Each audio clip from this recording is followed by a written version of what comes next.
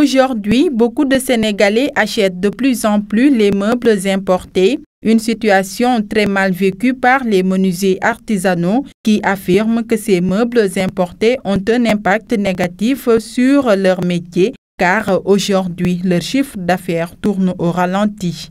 C'est assez désolant parce que quand même il y a l'expertise locale. Et ensuite, ce que nous fabriquons, c'est vraiment plus solide que ce qui est importé. Alors, on était assez content que l'État puisse prendre des mesures par rapport à ça. Parce qu'à un moment donné, ils avaient agité l'idée du mobilier national. Et que l'État allait consacrer une partie de son mobilier dévolu aux artisans locaux. Bon, malheureusement, jusqu'à présent, ça ne suit pas.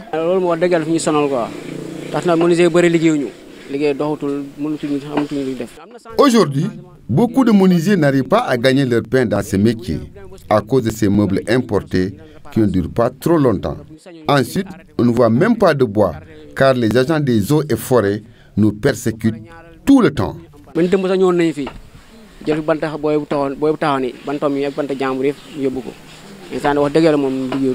Les vendeurs de ces meubles importés rejettent totalement cet argument des menuisiers artisanaux. Les meubles importés ralentissent leur activité. Je crois que, bon, on ne peut pas dire à 100% oui.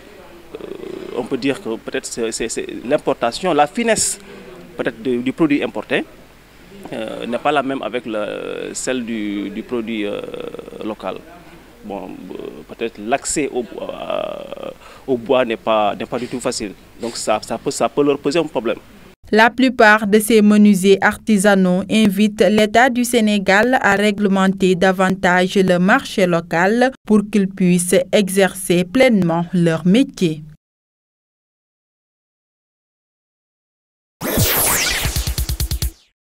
Nous sommes venus partager avec les populations de Ziguinchor les résultats des travaux qui ont été consignés dans le rapport d'auto-évaluation nationale. Il s'y ajoute que le 28 janvier dernier, en 2017, le président Macky Sall à Addis Abeba avait été pour présenter le rapport national d'évaluation du Sénégal, dans lequel rapport les experts africains du Maghreb continental ont consigné certaines données qui relatent les bonnes pratiques chez nous, elles existent, mais aussi certaines insuffisances dans le fonctionnement de nos institutions. La couverture maladie universelle, la loi destinée aux handicapés, les efforts qui ont fait en matière de bourse familiale, les orientations stratégiques du Sénégal qui nous permettent de plus en plus de quitter la zone rouge où nous étions en matière de corruption et autres, et qui aujourd'hui permettent au Sénégal de faire des bons significatifs dans le domaine de l'appréciation par les institutions internationales. Tout cela, c'est consigné dans le rapport. Il y a de très très bonnes pratiques, il y a de très bonnes choses, mais comme une société n'est pas une donnée statique, c'est un ensemble en perpétuelle évolution. Le Sénégal a tenu compte, surtout le président de la République, parce que c'est lui qui a été défendre le rapport du Sénégal. Il a tenu compte des observations faites dans le dit rapport, lesquelles observations seront seront corrigées, seront matérialisées dans le prochain rapport que le président Macky Sall devra encore défendre devant ses pairs très prochainement. Il y a lieu de travailler à ce que les jeunes aient de l'emploi. Sur la situation politique, puisque le Sénégal est presque primé, puisque la plupart des enquêtés ont reconnu que ce pays-là, en matière de démocratie, c'est un pays très stable. C'est un pays où les droits de l'homme aussi sont garantis, ce qui est un fait. Mais il y a dans le système des partis, le fonctionnement des partis, la pléthore des partis, c'est un mal que nous déplorons tous. Il faut trouver une solution à cela. Les démocraties aussi, les libertés, puisqu'il y a des interdictions de marche qui sont notées, et tout ça, le rapport l'a consigné.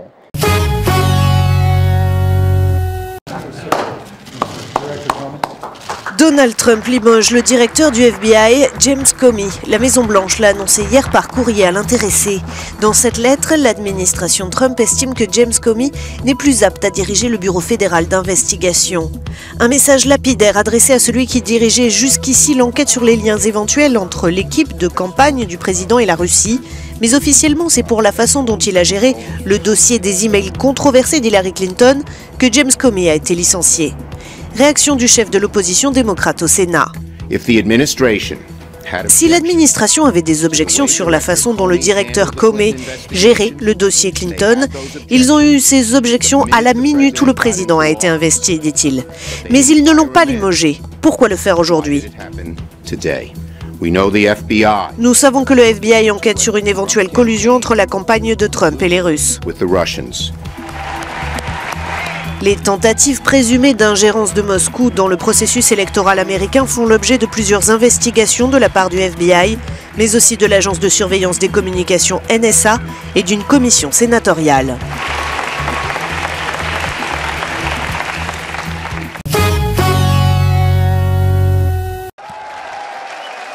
En France, c'est le grand chambardement sur la scène politique à un mois des législatives. À commencer par le Front National, dont l'un des deux seuls députés que compte le parti d'extrême droite annonce son retrait temporaire de la vie politique.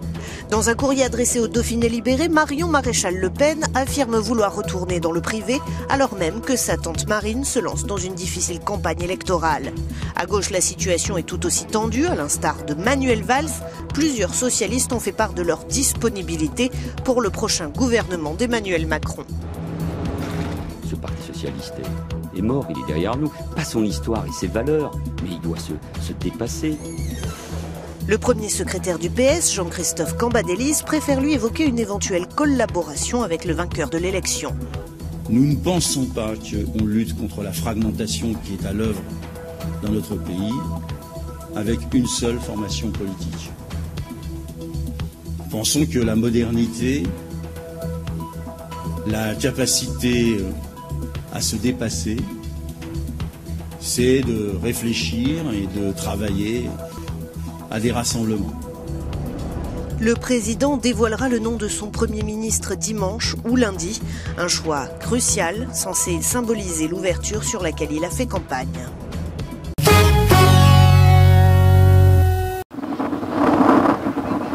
Washington veut armer des Kurdes en Syrie aux grandes dames de la Turquie.